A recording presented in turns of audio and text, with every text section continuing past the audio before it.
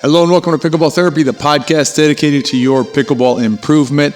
My name is Tony Roy. I am your host of this weekly podcast, which is dedicated to your pickleball mind. We're dedicated to your pickleball in general, but with a specific focus on your pickleball mind. This is what CJ Johnson and I call the athletic pillar inside of all of our coaching. And there's three pillars, as you may or may not know: mechanical, strategic, and athletic. And in this podcast, we are focused primarily on the athletic pillar, which is your body and mind. Now, that said, this week we're actually bringing back a former segment of this podcast called The Riff. One of our pickleball therapy therapists let us know that the riff meant something to them, so we are going to bring it back. And what I'd like for you to do, if you can, is let us know, is this something that you like? If you feel strongly about it one way or the other, send me an email at therapy@betterpickleball.com. Put in the subject line, The Riff, if you would. I believe it has two S. And let me know if this is something that you enjoy, the Riff segment at the end of the podcast. In the Riff, I'm going to be chatting about paddles and basically our mindset when it comes to paddles. In the main section, we're going to be talking about the never say die mindset. And this is interesting because this is where the pillars overlap. You know, there are three pillars, but it's not like they stand alone all the time. There's a lot of overlap between them. For instance, when you think about the mechanical pillar, there's things that you have to do with your body in order to play pickleball. Well, the athletic pillar is the body mind, right? And the body and the mind. So let's say like the stronger that your legs are, for instance, right? The better you're able to stay down in your dinks and get down for the low shots. The longer you're able to do that, the better you're able to play. So everything works together. And what we're talking about this week is going to be the never say die mindset in a rally, right? Specific to rallies, and I'll explain that in a minute. But if you think about it, it's an interesting overlap between the strategic pillar and the athletic pillar, because the strategic pillar is, what gives me the best chance for success, right? What's the highest chance for success in a game? And if you have this mindset, which is the mind, you're going to give yourself the highest chance for success strategically as well. So again, overlap between these pillars and understanding that all three are necessary and working on all three is how you're going to really maximize your potential as a pickleball player. I just looked we capture this. If you don't know this, we capture this on YouTube as well. So there's a YouTube channel called Pickleball Therapy and a podcast called Pickleball Therapy. So you can listen to it on a podcast or watch it on YouTube if you choose. And I just realized that behind me, I've hung up a shirt that one of our team members, Patty, sent me. And thank you, Patty, for the shirt. It's very cool. And it says, "Warning, I'm a poacher." It was based on a series of videos that we did on the YouTube channel that created a lot of interest about poaching, even though, frankly, the videos were not about poaching. A poacher was involved in the videos, but the videos were about decision-making and things like that. So a little bit different angle. But thank you very much for the shirt. It's a very cool shirt. All right, let's dive into the podcast and talk about the never say die mindset. So think about, when you're playing out there, there are times when we're going to be in trouble, right? There's times that we're going to be reeling, we're going to be on our heels, right? The other team has the upper hand. The question is, what do we do, right? What do we do in that situation? And I was reminded of this thought process in watching a PPA match. It was the finals between Andrei, Daescu, and Anna Bright against the strongest mixed doubles team in the history of pickleball, Johns Anna Leigh Waters. I don't remember their exact record, but they haven't been beaten, I think, since I was 22 or something like that. It's been a long time since they've lost a match. And this was a gold medal match at the Austin tournament, I believe it was. I'll put a link down in the show notes if you want to check out the match. Although if you watch it, I'm going to recommend you do it a certain way. So I'm going to give you a specific instruction in a few minutes on how to watch it. But and let me be clear, I'm going to give you an instruction that you're welcome to use or not use. I'm not trying to tell you how to live your life, but if you want to get the most out of watching it and growing your eye for this type of thing, then I'll give you a suggestion. How about that? All right, so it was the final match. Like I said, it's 3 out of 5 as they play in that format there. So the best 3 out of 5 games. And frankly, it wasn't even close. Like it wasn't even, I mean, the second game, I guess Anna Leigh and Ben did a little better, but the match was very, very, very one-sided in favor of Daescu and Andrei. And Daescu, I happen to, I don't know him well personally. I've said hi to him a few times at tournaments, but he's from Florida. And so I've seen him in the Florida circuit for many years. And I know he's been a player that's worked at his game for a long time. Like he comes from a strong background of tennis. He played Davis Cup for his country and things like that. But he is he's been at pickleball probably about as long as I have, maybe a little bit long, maybe a little bit shorter, a little longer, but still a while. But he's really worked at his game. For a while, he played, I think he still plays APP events, which is great. But I think the PPA crowd kind of was like, well, Daescu, yeah, he's good at the PPA, APP, but not PPA. That's a different level. And so he comes to the PPA event, wins the men's doubles gold with Matt Wright, right? So awesome there. And then wins the mixed doubles in very convincing fashion. But what I want to focus in on with Daescu, and I'll give Anna Bright credit as well, but I really want to focus on Daescu because Daescu is also, I don't know his exact age, but he's one of the older players on the court. I think, but he has to be the oldest player on that court, pretty sure. But actually, 100% sure. He's the oldest player on that court. But if you watch him play, he is on the court. He is the fiercest extender of the rally. Like he is, talk about never say die mindset. And I want to hone in on a few specifics of what he does to extend rallies. First of all, he is always putting himself physically in the best position given the situation. And what I mean by that is, if he has an opportunity to be offensive as a player, then you'll see him move forward and be offensive.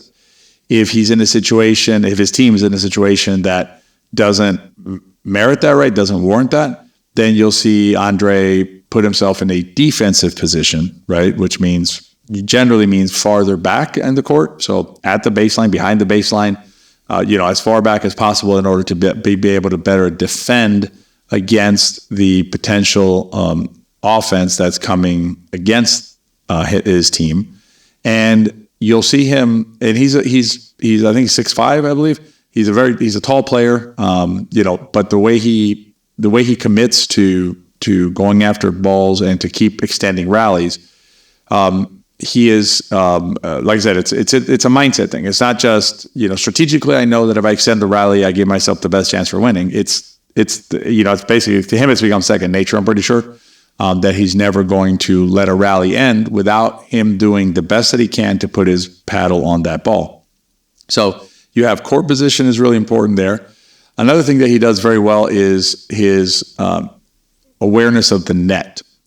So if you're trying to extend rallies, and we've talked about the net before on this podcast, and we have several videos on it, it's a big topic because that's one of those areas of the game that you actually do have control over. There's a lot of things in pickleball you cannot control. You can't control your partner. You can make suggestions if they're a partner you can talk to, but you can't control your partner, can't control your opponents, you can't control the wind. You can control the way that you think about the net and the way that you come at the net, right? And if you watch Daescu playing, Andrei playing, he, as he gets closer to the net, you can see it. He gets closer to the net, you'll see his paddle flare open, so open up a lot. It's almost parallel to the court. It looks parallel to the court because he's trying to get a lot of loft on that ball. He knows that there's only one player he can't beat, and that's the net, right? Player in quotes. That's the net. He can beat Ben Johns. He did. He can beat Anna Leigh Waters. He and Anna did, right? He and Anna Bright did, right? So they beat them both, right? The best team. But the net, unbeatable. So Andrei knows that, right? And that's not just strategic, right? Because he knows, okay, the net, I can't beat the net. It's a mindset. He's saying to himself, I am not going to let that net beat me. Ben can beat me, Anna Leigh can beat me. That net is not going to beat me. And what I was getting to is if you watch the match, you'll see when he gets in trouble, the ball's low and he's close to the net, you'll see like his paddle looks like he's trying to pull a pizza out of a pizza oven or something. Like basically he opens it down a lot and flares it super open. And it's really obvious to see it. It's an interesting it's very obvious, right? It's really graphically, visually, it's very easy to see what he's doing. And then the last thing I want to mention about Andrei is, it's just this idea that I'm going to make you hit one more ball. My shot doesn't have to be perfect. Okay. I don't have to hit a perfect shot to win the rally.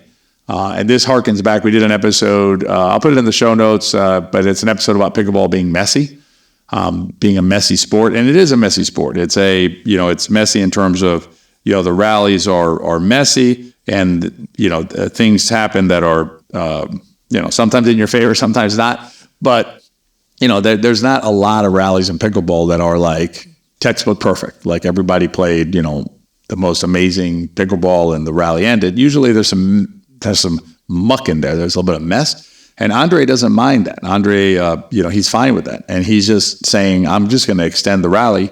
I'm going to make you hit one more ball and one more ball and one more ball. And in this match, what you'll see is Ben and Elise start pressing, right? Because they start feeling the pressure of Andrei's, and Anna, again, I'm not trying to take anything from Anna. I'm just focusing on Andrei because it was just so obvious what he was doing and how he was approaching it. But he just kept extending rallies, and you'll see Ben start blowing balls up out of bounds, and Elise starts pressing and hitting balls into the net. It's just like frustrating, right?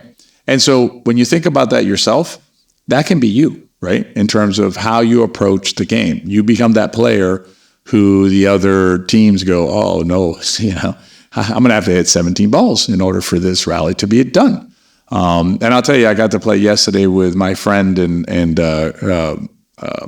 fellow coach inside the Better Pickleball ecosystem, and fellow competitor. We're going to play together at the U.S. Open this year. And we played against a few different teams were kind enough to give some of their time to play against us to get us ready to go. And, some of these players, you can see the players who just keep the ball going and going and going. And it becomes frustrating, to play against that, right? Because you have to keep your discipline as a player. And sometimes we do, sometimes we don't. But that idea of extending the rally, it's a mindset piece. Being aware of the net, knowing, okay, I'm going to just put a paddle on this. I'm going to keep going and going as long as, I'm going to keep extending the rally as long as I can, will really change how you play and how your opponents view you as a competitor. Again, I'll put a link to that match below in the show notes. You can check it out. If you want to watch the match, I recommend really focusing on Andrei, in terms of how you're going to get the most out of this process. If you want to start seeing something different, enjoy some of the stuff, but try and really stay focused on Andrei. And watch Andrei, watch everything he does, watch how he moves, watch how he uses his paddle. And watch how, there's no ball that is going to get hit by Ben or Anna Leigh that Andrei, and Anna, again, nothing against her, but really got to focus here, is not going to do his best to try and get back over the net into play again. So anyway, that's the idea. Never say die mindset, right? From the Bond thinking. And it's a really good way that you can just become a more fierce competitor by applying something very specific to your mind that will translate to your play. All right, in the riff, I'm going to chat about paddles and my thoughts on paddles, so stay tuned for the riff. As the pickleball season begins in earnest in spring, it's probably a great time to check your shoes and make sure that they're not worn. And I'm not just talking on the bottoms with holes in the bottoms. I'm talking about compression in the midsole. If your shoes are older than about 6 months, double check them. Make sure they're not going to hurt your legs or your feet. And if you're in need of shoes, check out the shoes from our friends at Tyrol Pickleball, the only shoes specifically designed for pickleball. I'll put the code down below, BP10. Use it at checkout. All right, let's talk about paddles. My favorite topic, paddles. And in all seriousness, paddles obviously are super important to our game. They're the tool that we use when we're out on the pickleball court. Just recorded a video for the YouTube channel Into Pickle that we have that has to do with lead tape, right? And it's a friendly guide to how to think about lead tape and how to apply lead tape to your paddle. I'll put that link down below. You can find it at Into Pickle as well, just on YouTube. And in review of that, you're doing some research, reviewing some materials, and so I started going down the paddle rabbit hole a little bit. And some of our fellow creators have created some really good additional supplemental kind of information on lead tape in terms of analyses on the machine that handles the swing weight and the twist weight, and then also the specific weights of different types of tape and different sizes. So we linked to that inside the video. So I was gathering that information, but I started to see some of the other content that's being put out on paddles. And it's interesting content. Don't get me wrong. It's interesting to see what's going on, with Kevlar, with raw carbon, with all these different things. But I will suggest to you that there is a limit to the impact that a paddle is going to have on your play. And what I mean by that is when you think about your play, big picture, right? When you think about your play, you want to ask yourself, like, what is the impact that a paddle is going to have versus something else? And that something else usually is improving a shot technique, improving an understanding, right? Because you could have, let's assume that you have the best built, just the best design, best built, best everything paddle, right? It has the highest grit, the best core, the best paddle face. I mean, you've done your research and you found it. This is the holy grail of paddles, right? But you have a flaw in your volley mechanic, let's say. Paddle's not going to do anything for you there, right? Same thing if you have a major strategic flaw, okay, in terms of how you view your or how you approach your game, right? Whether it's your return side, your serve side, whatever it is you're doing, right? And you have a major strategic flaw. Again, paddle is not going to bail you out of that.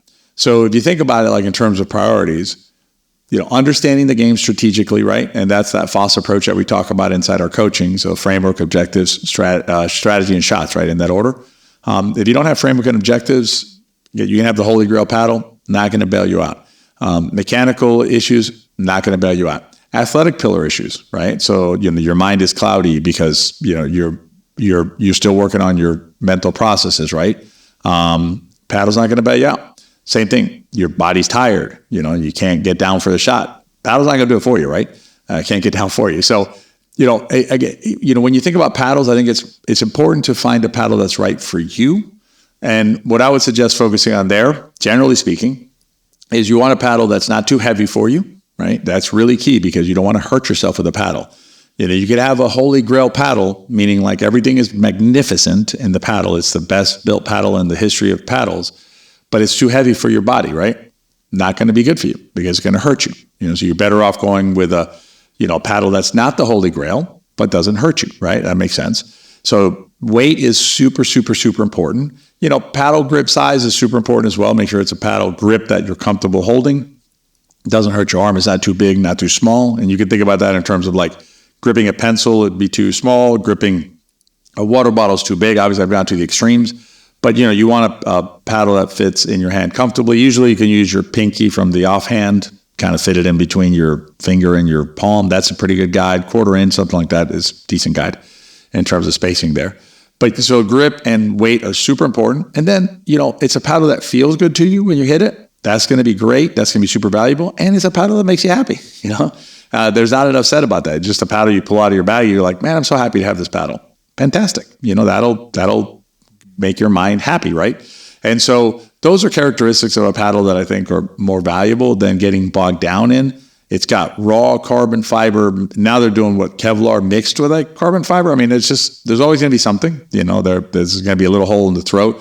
And not a criticism, but as an example, I got a comment on a video we did about paddles, and there was a question about the hole inside the Selkirk paddle that happened to be in that video.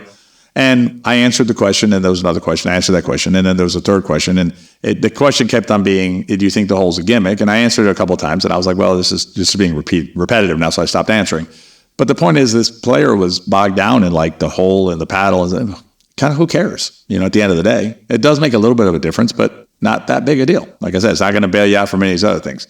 So if you really want to play better, right? And generally when players are looking for new paddles, my experience has not been that the player is looking for a paddle because the paddle that they have is hurting them or something like that. If you're looking for a paddle because your paddle's hurting you or doesn't feel good or something like that, great, keep going, please. And as I mentioned earlier, our friends at Tyrol Pickleball help you out. They have great selection, and they're good folks over there. They've been around sports forever. They're part of Tennis Warehouse, and they've been around forever. Anyway, so if you're looking for a paddle for that, great. If you're looking for a paddle because you think it's going to change your game, it's what you need to level up or something, that is not a good that's just frankly not a good thought process. It's not a thought process that's going to be productive, I guess. If you want to buy it because you want to buy it for yourself and it makes you feel happy or something, fine, that's fine. But don't kid yourself and say, I buy this paddle, this is what I need, right? This is the secret sauce that I need, because that's not what you need. There's going to be other things that are going to be higher value, and we're really going to give you the results that you want, so it'll meet your expectations more. So anyways, that's this week's podcast. We went a little bit over because we included the riff, so hope you enjoyed the length of the podcast as well as the format of this podcast. Again, send me an email at therapy@betterpickleball.com. They both go to tony@betterpickleball.com anyway, so it works as well.